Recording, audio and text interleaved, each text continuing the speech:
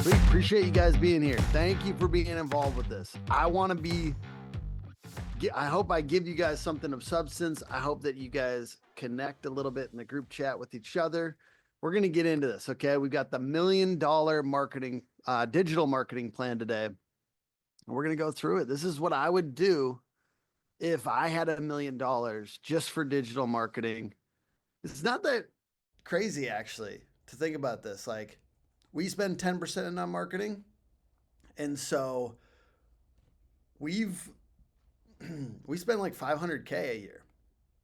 I will say, as Hook Agency, that we've spent a lot also on home service businesses, HVAC, plumbing, roofing companies, because we do website design, SEO, but we also do PPC for people. There's millions of dollars going out every year that we're spending on our clients' behalf, maybe even per month now. I mean, we spend a lot for our clients, and we're working our butts off to spend that well. So we've learned a lot, but I've also learned a lot marketing this company. So I'm going to try to tap into both of those to try to share the best things to spend on digital marketing now.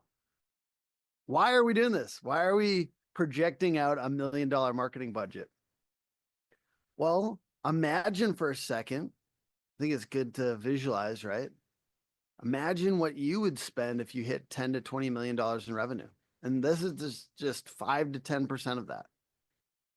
And to break you out of the common boxes of marketing that you're doing now, because at that level, when it's time to actually spend larger amounts, this forethought will actually help you be more effective and creative versus just dumping money into ads only. That's what a lot of these companies do. You look at big, giant companies, a lot of times they get just kind of addicted to dumping money into ads, which, as you know, when you're early, we all know this when we're starting a business, it's not always the most effective thing. We've all wasted a little bit of money on just trying to dump money into ads right away.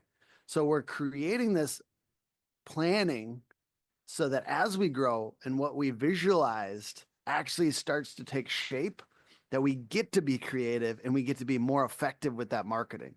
There's countless stories of home service businesses getting big, not being scrappy anymore, not being creative anymore, and then hitting bankruptcy. And so there is a risk if we don't stay scrappy, if we don't get creative with how we spend our marketing money, we may get to that point where we could fail hard, because if it didn't work right away to just spend money on ads, why do we think later on when we have a ton of money that just spending money on ads is going to be effective? Here's why not to just do ads. Ads on any platform are the first people they tend to spend. So what does that mean? That makes those avenues super oversaturated. It drives up costs while not always driving up return, because it's the easiest way to spend money on marketing. So if you get better at organic marketing, whether that's website traffic, social media organic marketing, video organic marketing, and getting attention naturally, it'll help you get better at ads too.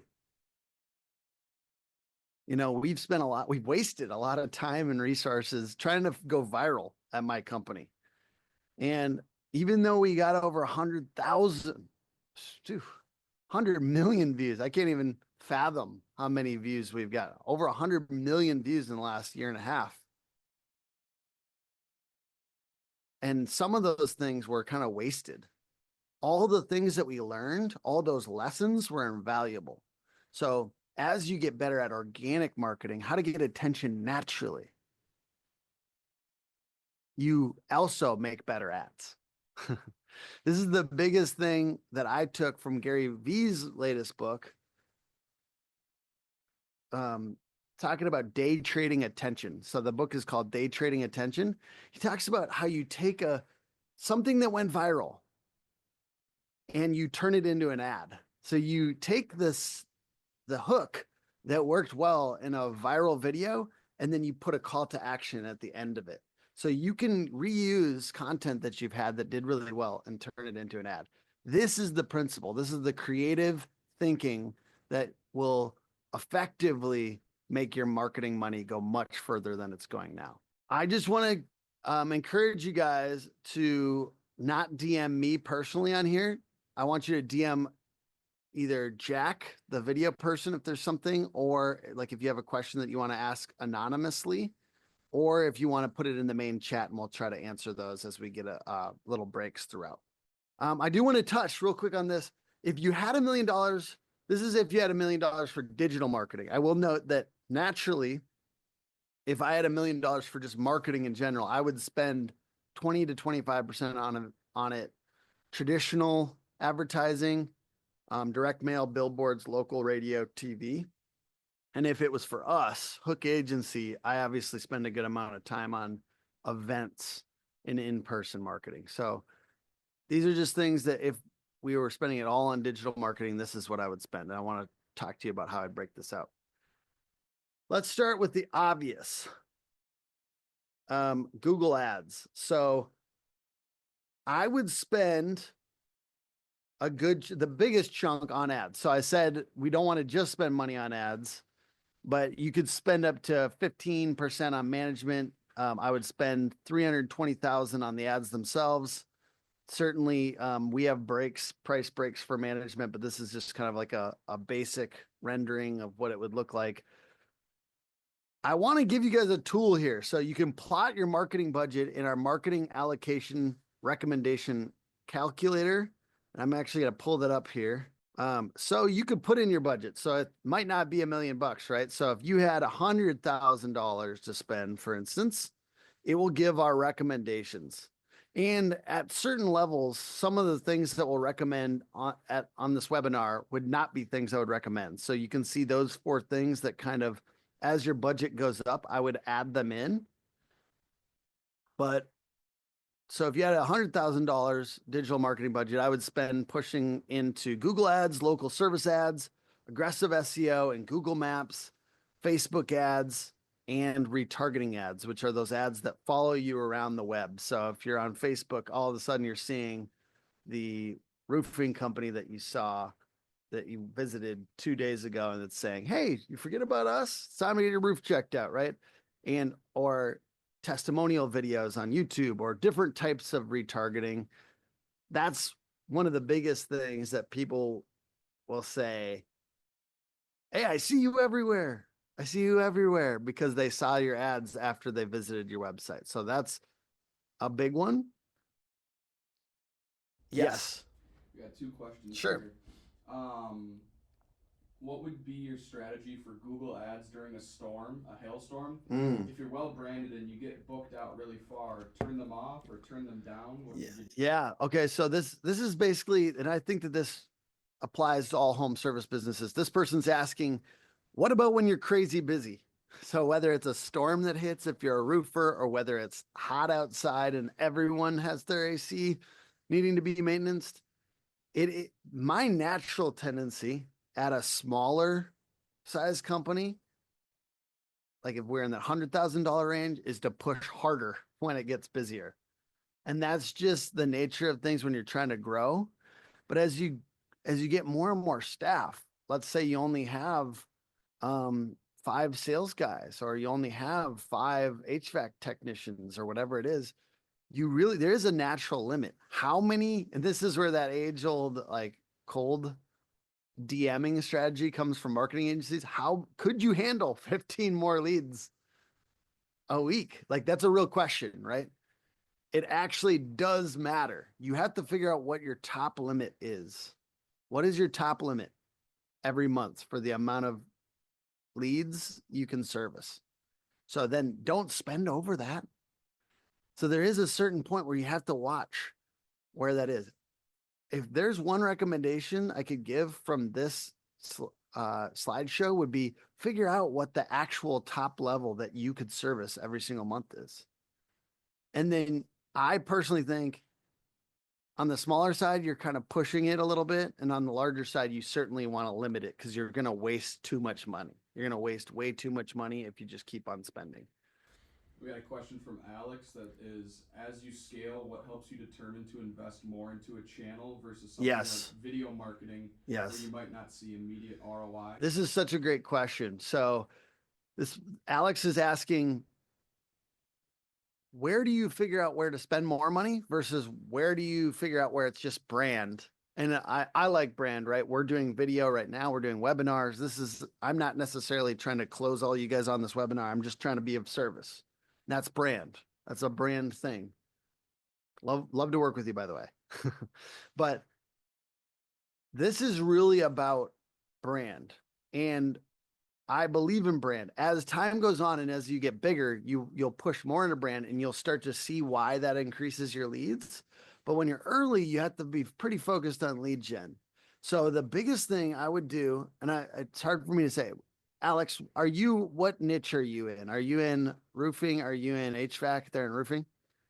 So if you're on AccuLinks or Job Nimbus, two very common CRMs, I would love to, if you drop which one you're in, that'd be great. You can sort by closed deals. So if you sort by closed deals, you can see, all right, there was 5 leads this last month that closed from YouTube or from video. There are 3 leads that closed last month from Google ads or whatever it is. So you can kind of see where the closed deals coming from. What I see is the biggest mistake a lot of people make is that they sort by lead quantity. So they're like, I'm getting a ton of leads from Thumbtack. I'm getting a ton of leads from Angie or something like that, but they're not closing or, and I do Facebook ads, but I'm trying to just get Facebook ads to get people warmer, not to get them into my sales funnel all the time. So you guys probably came to this webinar from Facebook ads, but I'm just trying to warm this up. Mine's a high consideration purchase. So you got to figure out what's actually creating closed deals. He's on Roofar as the CRM and he's retail roofing. Great. I love to hear that. Retail roofing, you got to go harder. There's a lot of storm roofers out there that are kind of so focused on door knocking and things like that, but you might have to go harder. Some of those door knocking guys can do 2% in marketing, and that's fine because they're actually marketing by knocking doors. That's marketing. And for you, it might be that you have to spend more like 10% on marketing, just because it's different. It's a totally different beast. All right, let's keep going here. We're layering in the long-term investment. And this is a funny thing because I hear a lot of people say, oh, there's a limit to what you could spend on SEO. Disagree entirely. SEO, if it's just simply put, it's content creation and link building. And now it's starting to kind of turn into like digital PR, which means we actually want to get links on websites where there's traffic and we want to get links on we want to get stories out there about the company, things like that. But there is not really a limit you can spend on SEO because we're not just talking about tweaking the meta titles and descriptions and the technical side of things. We're getting links from other websites and we're getting content out there.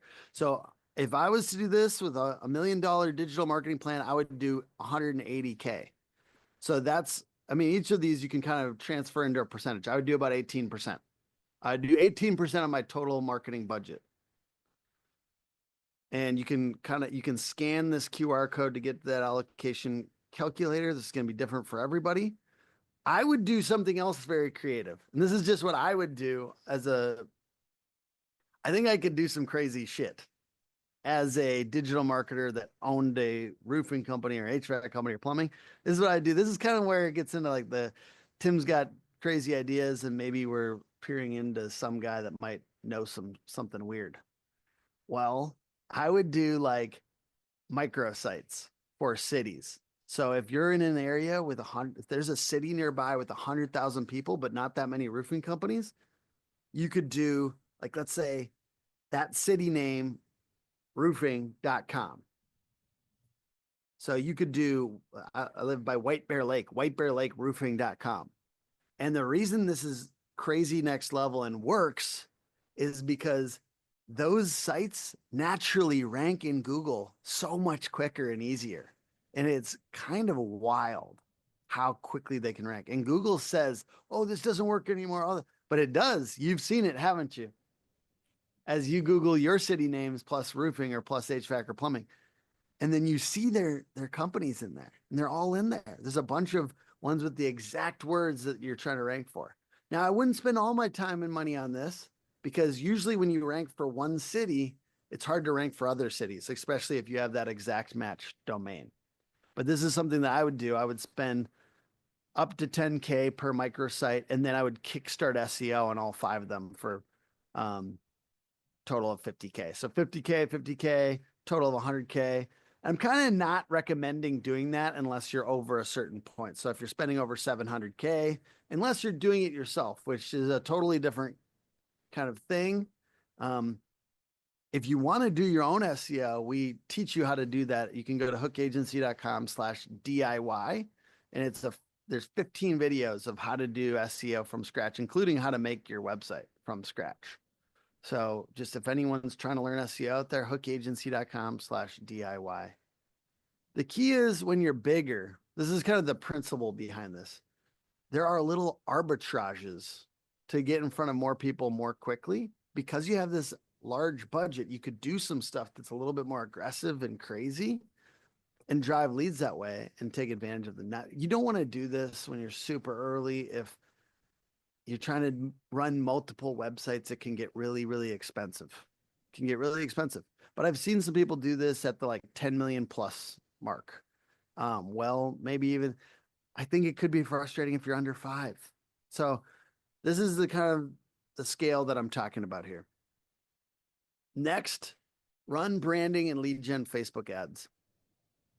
So I'm recommending $100,000 budget or 10% of what you're spending. The big shift here, I think that a lot of people get wrong, is that they are always doing Facebook ads for lead gen. And what did we talk about earlier?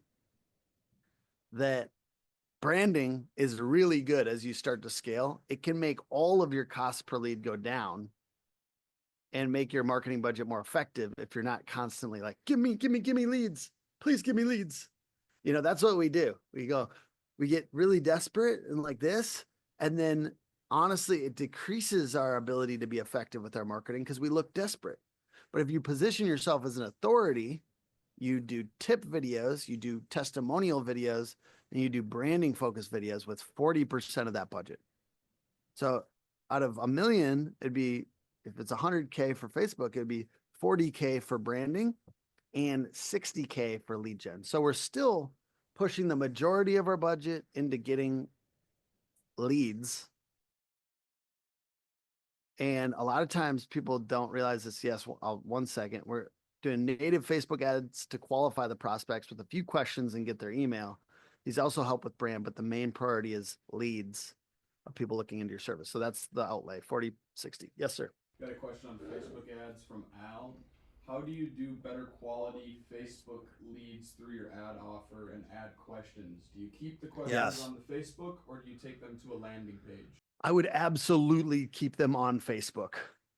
So the question was, should you be driving people to your website for Facebook ads, or should you keep them on Facebook and ask them questions to qualify them? You should absolutely qualify them on Facebook, because Facebook then will get the data back through the ads. We're trying to train the algorithm to send us the right people. So by getting them to qualify themselves in or out, you're telling, and then you can essentially push the ad to more people that qualify.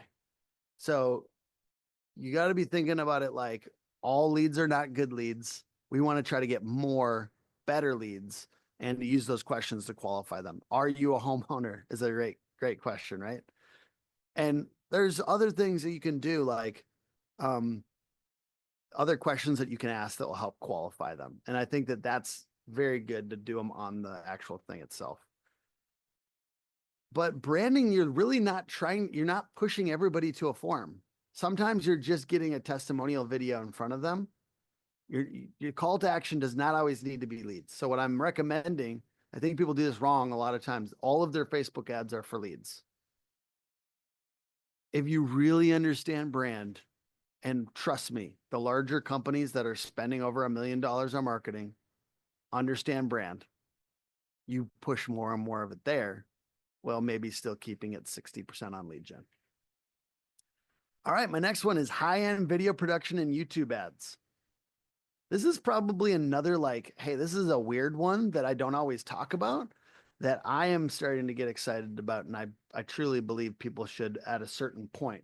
Like we're just starting to spend over $500,000 on marketing at my company for our company. And we're doing this now. We're adding this as a important thing. High-end video production. What does that mean? It means that you're actually spending some time on commercials. It takes time to actually film those. It takes a video person. It takes a high-end editor. It makes your company seem legit when there's something that reflects well on your brand quality. And they can get used to on Facebook too. So once you create these ads, let's say with 60K of that, then you can take 40K of that and push it towards ad spend on YouTube. You can do, and I'm not the expert on this, but from what I understand, you can do native ads in the feed, and then you can do pre-roll ads, and you can target really well. What's crazy about YouTube and Google ads is that you can target income brackets. So you can target the top 30% of income brackets, whereas on Facebook ads now you can't. You know, they took that away like 3 years ago, or a little bit longer than that now, but it's kind of crazy.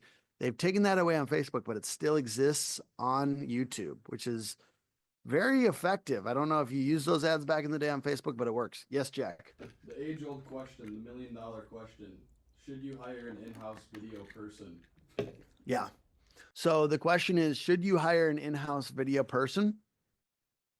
Yes, at a certain level. And actually, that's one of my slides here. That's actually the next slide. So actually, I want to get into that. But first, I want to tell you guys, you can scan this QR code. I'm just going to demonstrate. Scan the QR code. And I've got a whole checklist. So you can see on here, this is what it'll look like. It's a really basic and simple thing, but you can go through here and see if there's anything on there that you want to add. So if you're not doing 2 YouTube videos and 3 reels weekly to build trust and social proof, maybe you want to add that. This is just a one-sheeter. I made it super compressed, super simple, so you can go and check the ones that you've done so far and maybe get some ideas about other things that I strongly recommend, because I'm going to give you, and I'm giving you now, several kind of next level things that I would do if I was an internal marketer for a home service business or the owner of that business.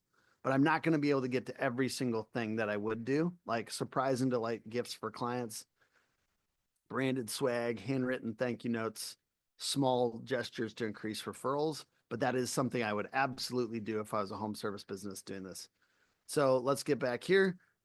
Feel free to grab that checklist, but let's get into this internal marketer, because that was the question. Should we hire somebody internally? Yes. I believe as you cross that 350K marketing spend threshold, and for certain businesses, that might be 3 million, like, because I think of it more of like your gross profit. Sorry, I can't go deeply into this, but like, let's say for a roofer, I might consider the threshold for an internal marketer like 7 million. And for a HVAC and a plumbing business, I might consider it lower. Like it could be 3, 4, 5 million would be a great place to hire an internal marketer, just because of gross profit. And it's a little higher generally because there's less cost of goods and certain things that are outside of, like, subcontractors. So then it would be a fourth or less to manage the other 3/4 of the spend. The point is just like Google Ads management, you don't really want to be spending more than a fourth to manage the spend. The same with all of this marketing stuff. So we don't want to spend more than a fourth of it on managing it, because then it gets really inefficient, right?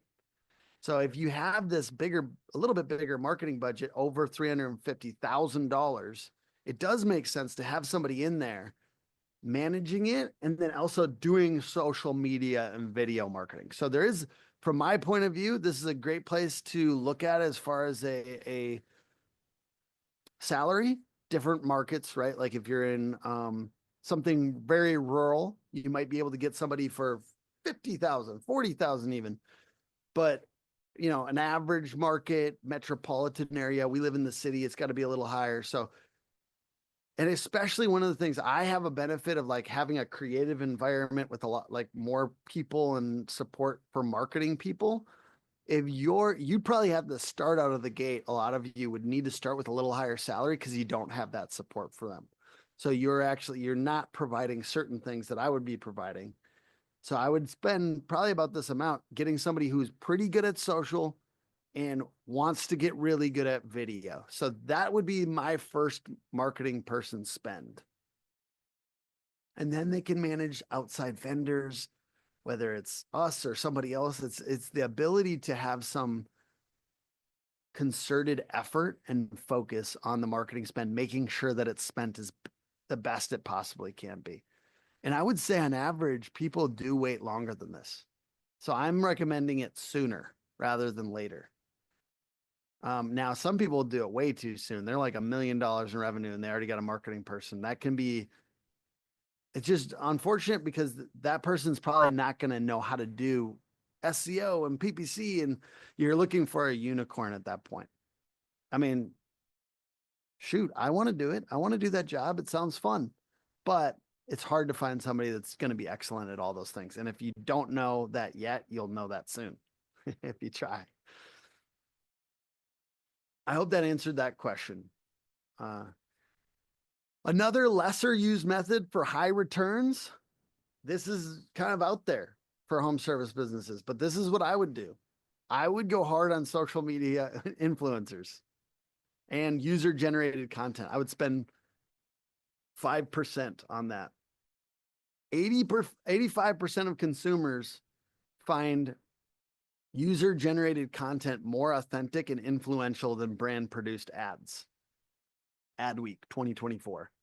Think about that, guys.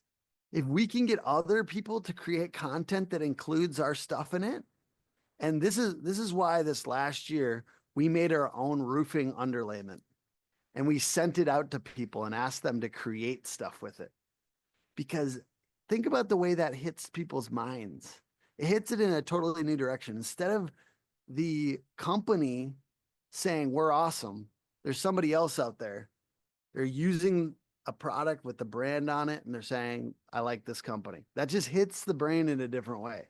So if you were to do this as a home service business, I would be looking at mommy bloggers in the area. I would be looking at Instagram. Who are the foodies in the area that everyone, you know, and I learned this from working in restaurants. We'd invite the bloggers in. My first marketing thing ever, I started working with influencers. I worked at a restaurant. We actually increased the traffic at that website or at that restaurant. And it was really cool. And part of the way we did it was we asked people to come in that had blogs, and we asked people to come in that posted a lot on social media and had some followers in the area. And we gave them a free meal. And you don't always have a free meal, but you know how to gift.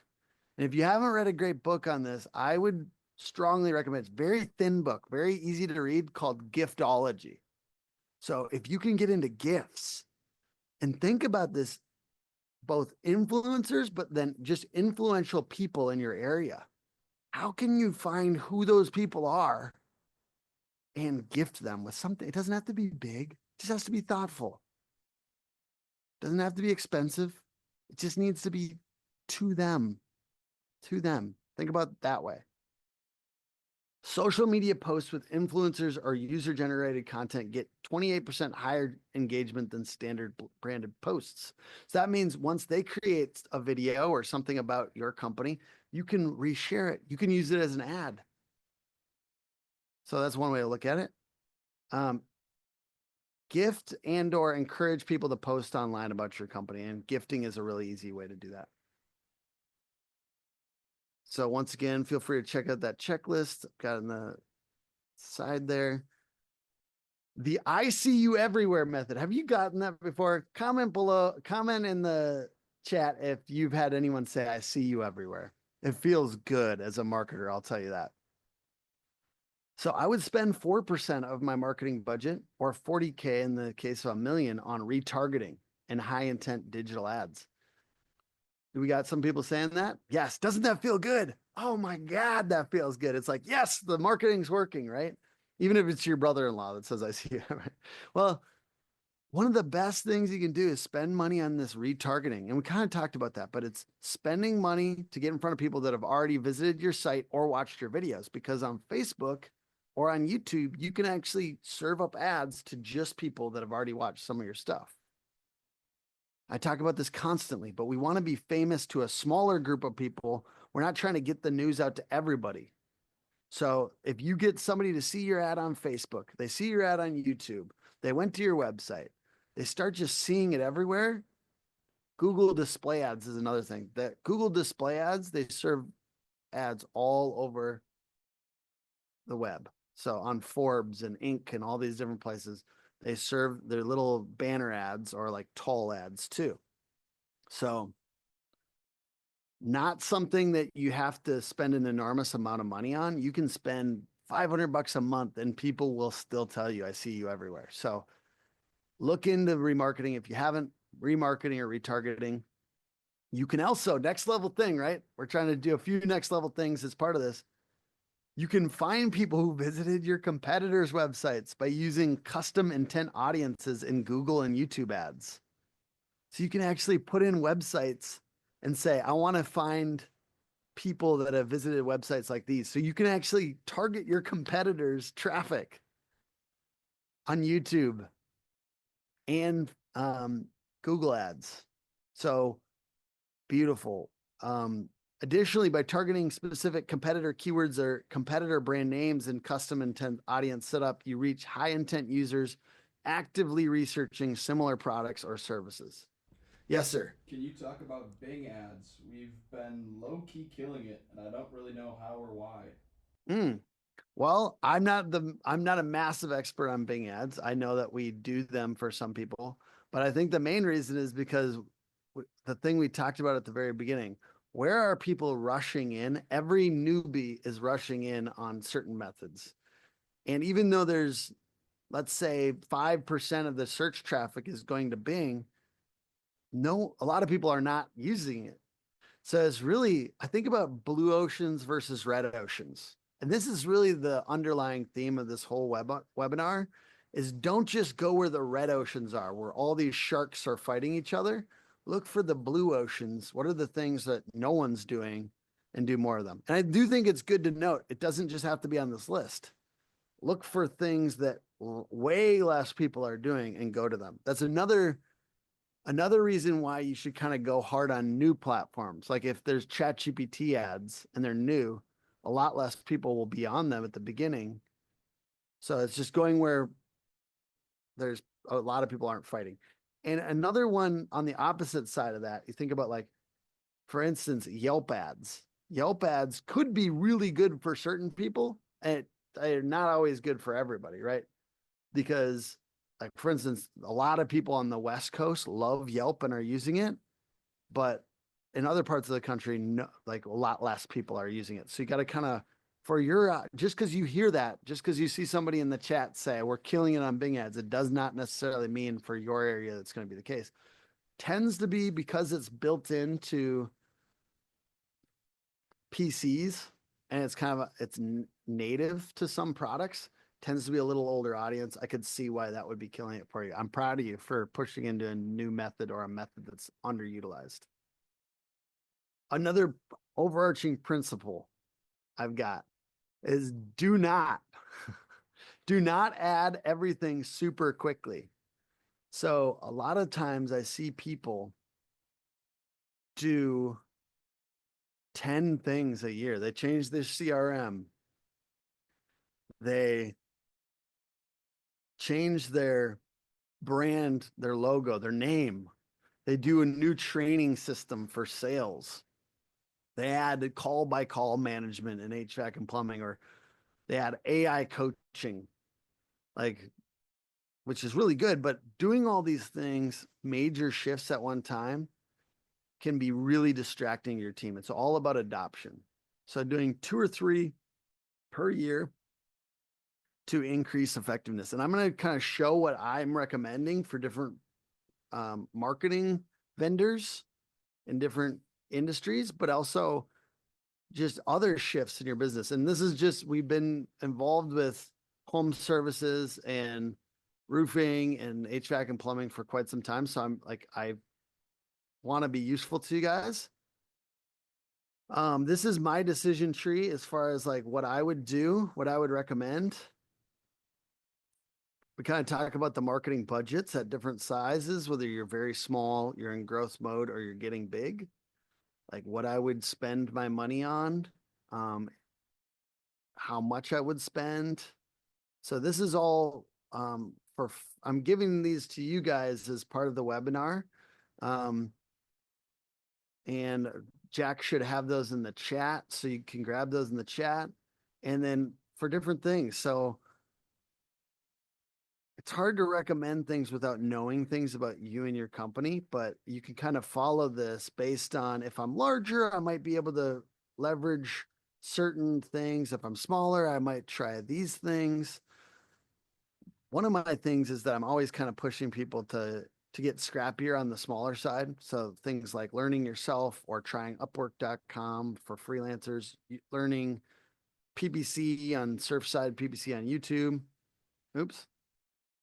Oh yeah, you can click through to any of these things on here too. So this, appreciate my team spending time on this. You can click through to the vendors. Like for instance, we recommend Dope Marketing. We actually just designed their website as well. And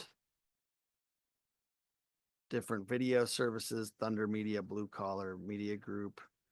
If you're looking to clarify your messaging and get your positioning right, people like Lemon Seed are doing social media for you, Key Heart Marketing. But there's a ton of other resources here on the bottom that aren't just marketing resources. Some of them are like things like phone answering, AI coaching, improving follow-up with Chirp, in-home sales AI coaching, Rilla, need help with accounting, back office support, etc., close rate. Your sales deck needs improvement, use Engage. Call center training, use Power Selling Pros. Need backup on the phone, use Pink Callers or Same Day AI. Anyways, tons of really good resources on here. I hope that that's useful to some of you. We spent a lot of time on that. We did it just for you. I hope that you don't run out and try to change a bunch of stuff. I hope that you choose a few things. I hope that you kind of focus on that idea of making 2 to 3 big moves a year. And yeah, let me know, if you look through that, if you want to make how you would make it better, because I'm open to it and I'm always learning. The resources from this webinar, one more time, here are those QR codes, the allocation calculator, the high arbitrage checklist, and the vendor flow chart. Feel free to grab those. I think that in addition to some of those kind of creative marketing moves that I'm recommending, I hope that these are part of the value of attending the webinar. And I want to open it up. I know that we went kind of quick, but I do want to open it up for some questions. And what are you going to apply? Yes, are you here? Yes, share with us. Awesome. Thank you so much. And I apologize for the technical difficulties. No worries. No worries. I got 2 questions. Yes, sir. First of all, thank you so much for this information. They say sometimes people are scared to share information, but actually, to me, it's an attractor. It's like you want to deal with that guy. So I want to just give you kudos because you did a great job explaining a lot of things. So thank you so much. I want higher quality leads from Facebook. So let's say I went over to your agency because I am dying. I have 6 businesses. One of them is a roofing company, and I am being choked marketing wise because I've been going from wrong company to wrong company to wrong company. So if I'm running Facebook ads, number one, would you run it on the Facebook platform, or would you take them to landing pages? And what questions? I need to note too, first of all, just so you know, we don't actually do Facebook ads. I would refer you to somebody. I talk about them because we spend money on them, and I think you should too. But I would just refer you to our partner on that, which is Carson Nugent, and we'll get you that information after this. Is that because they're they're more of a specialty than we think. It is a specialty. And that's like, as far as hiring vendors go, like the biggest thing I've learned is get the person that's actually their main thing. They're specialized. So we talked about being a Google specialized team. Everything we do is Google specialized, right? Google Ads, SEO, LSA, Maps. But you could go with Carson Nugent, and there's several other amazing Facebook ads guys out there. But that's what they're in day in, day out, studying you work creatives. closely with them. Obviously, if we send the creatives that we take, sure, because we do, pictures, videos, and also explainers every day. So you work closely with them. Great. So I'll talk to them about that. The second question, I got on late. Is this video available so I can go through it and then I can call you and see how I can work with you? We will be emailing this out to you, and it'll be out on YouTube tomorrow morning.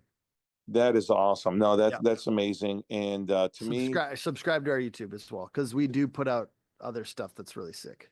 To me, if the right leads are there, and I'm an expert closer, I've been doing it for 26 years, but I need someone like your firm to work with. Otherwise, the gas doesn't even go in the engine. So great job. Yeah. Thank you so much. And I hope that this doesn't just show you like our energy and how excited we are to help you, but it also shows you this is the vigor that I try to lead with at our company, and the people here feel it too. And we care about home service businesses for real. Honestly, I've been in this for 26 years, and you're the type of company that makes multi-million-dollar companies, because we can go do our job and we can have the leads coming in and go sell and do our jobs. But without you, we can't do that. So thank you. Thank you very, very much. Yes, Jack. We got a couple other questions. I'll read them as Jack tells me them. What if you're doing 2 million and you have a 100K budget? How would you translate instead of the $1 million budget? And what would be the best thing to start with? This is from Nielsen's. So I did actually, that calculator, that allocation calculator does have, it has percentages based, not just like, so I would say use that allocation calculator to get a starting point, to get some ideas. But the key is you have to do less stuff, because you're not going to be able to do like everything really well if you break it up by as much as we did here on the $1 million marketing plan. So you don't chase the shiny objects. Don't run over here and do Bing ads and do Google ads. Choose one, whether it's Bing or Google, choose it, go harder on Facebook ads. Find your top winners, find the big ones, and push more into those, because sometimes people hear stuff like this. They hear this webinar, they see these big companies doing everything, and they feel like they need to. But first, figure out where your leads are coming from that are closing. Push more money into those things. Choose 2, choose 3 to go really hard on.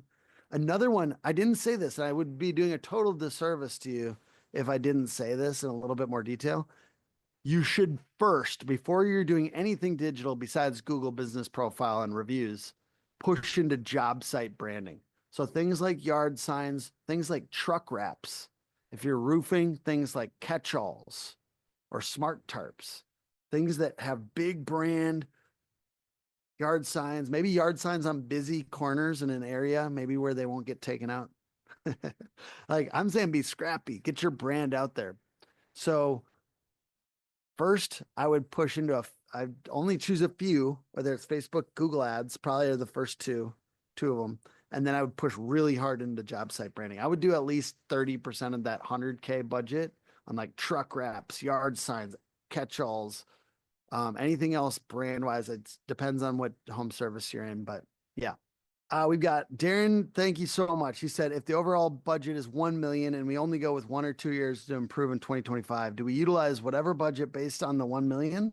For example, if we spend 5% on influencers as an example, should we do the 5% of the million as the budget? So if we move into influencers, I should spend 50K if I want to do that this year. I hope that makes sense. Yes, sir. That's what I'm recommending. And once again, just to kind of lock in the principle is that if it's a blue ocean, if a lot of your competitors aren't doing influencer marketing, you're going to spend this money is going to go a lot further because there's not 50 people vying for the mommy bloggers in your area, but you are because you're smart and scrappy and creative. So essentially, a biggest principle is like stay scrappy and creative, even if you have a larger marketing budget. But yes, I do agree choosing a couple areas to improve this year. Even if you have that larger digital marketing budget, don't try to dump a bunch of money into 5 new big experiments this year, like influencers. Just try 2. So yes, that is what I'm recommending. Thank you, Darren. Anything else before I wrap up with a few things? Well, you guys did a fantastic job. I might circle back to another question if I get one here. I'm going to pull up the slides for one more second. I just want to give you an example of an amazing client. We work with the best home service businesses in roofing, HVAC, and plumbing. So this example is Jake Hofer from BuildRight.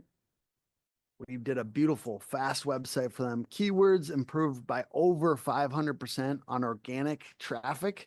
And we got first page for 5 different cities in their area. And, he talks about working with Vinny for PPC ads, and he's an absolute wizard at his craft. So this is an example of the website. I just want to give you a little bit about our services. So if anyone needs them. Yes, sir. Looks like Michael has a question. Michael, what is your question? He is saying, he is in HVAC. It seems like our inbound has been slower than usual. Do you have a best practices or campaigns that you recommend for outbound to help drive during the slower time? Yes. Yes. So somebody in HVAC is saying, do you have any recommendations for outbound? One, your call center should be either calling out or receiving.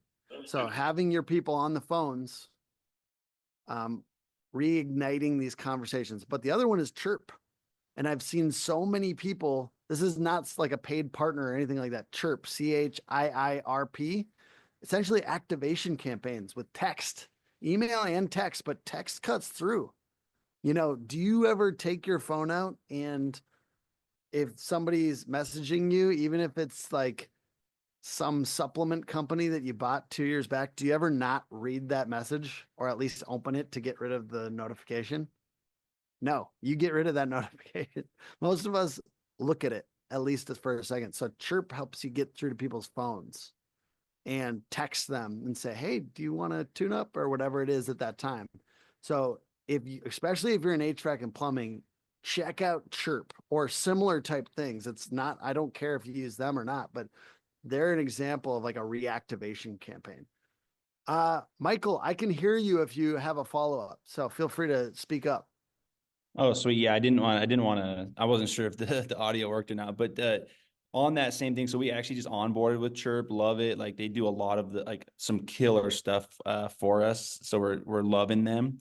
But I guess specifically, we're just trying to we don't want to overdo it with our existing customers, right? Like we don't want them to opt out by sending too much unnecessary. Okay. You know what I mean? So we're trying to find one that we feel really strongly about before we blast them. Is there one that you've seen historically that you're like, oh yeah, this one just crushes for us? I don't. I think it's just the tune-up stuff, like dropping the price on the tune-up a little bit and asking people. We went and visited Any Hour, which is, obviously a very large company with a huge database. But theirs was just around that, whether it's $35 or $75 for a tune-up and pushing into those things. That's how they did that. I don't know if there's really any silver bullet there for sure. I don't have that. No, that's good. I know it's kind of a loaded question. I just didn't. Yeah, I wish I know the tune-up stuff. Obviously, we'll continue to leverage that. And then whatever else comes up, we'll try to roll with it. Thank you I really appreciate you engaging. You made it cooler by being here. I'm gonna wrap up a couple things. We got rankmap.ai. If you're looking to rank higher on Google Maps, you can go to rankmap.ai. This is our Google Map ranking service. This is an example. This is a real screenshot. November 14th of 2024 on the left side. And you can see where they're ranking in the map, whether they're 6th on the map or fourth on the map. There's a lot of 11s and 17s. And then on the right side, 2 months later, after implementing rankmap.ai, which is our service, a lot of 1s and 2s and ranking much higher. And this is for roof repair, which is not competitive, I guess, which is competitive. And then this is our local rank tracking. This is with our traditional SEO. And you can see we had a 55% increase in visibility. So for things from commercial roofing, siding, and in this case, obviously we've got this roofing and siding example, but we can do this for any type of home service business, and we'd be happy to do it for you. So if you want to do an intro call with us and you would like us to do some of this for you, please pull out your phone now and point it at this QR code and set up a time. It's a very low pressure thing. So pull out your phone, point it at this QR code, set up it's a Calendly link, and you just schedule for some time in the next few weeks. It's a very low pressure intro call. You owe it to yourself to at least chat with us and see if it might be a good fit. We're pretty selective with the customers we work with. We want to work with the best home service businesses. So it's not like a given that it's going to make sense, but we'll be super honest with you about what we can do. And then if it makes sense, we'll also do a strategy call with you after that to just talk about this is exactly what we do on your campaign. We show you everything that we do, which might be a good brainstorm for you too to learn, but we'd love to work with you. It's over 150 5-star reviews. We work with only HVAC, roofing, home service businesses. We do custom websites, transparent Google ads, and consistent SEO. Thank you guys for listening to that part of it. I appreciate it. Anything else?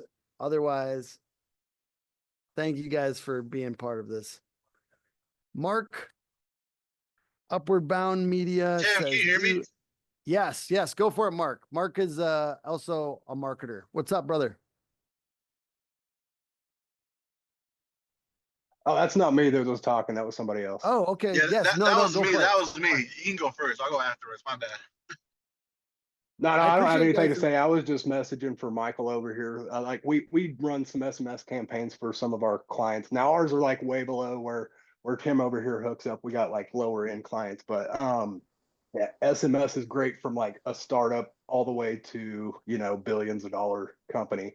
But we found that if you actually offer them something in a way to where it feels like you're doing them a solid, they don't opt out because they're like, dude, this guy was just like literally just trying to hook me up with something. Why would I opt out from that? And so the way that I word it, this isn't like, obviously this was just right off the top of my head and like you can make it a little bit better. But that, for instance, for Michael over here, you know, you just message them, say, hey, I've got 10 of these vouchers on my desk and your name popped up in my mind first. I just wanted to give you the opportunity to get these before we actually sent them out to potential customers or whatever. And so then they're like, oh, hell, he was like, you know, trying to do me a solid.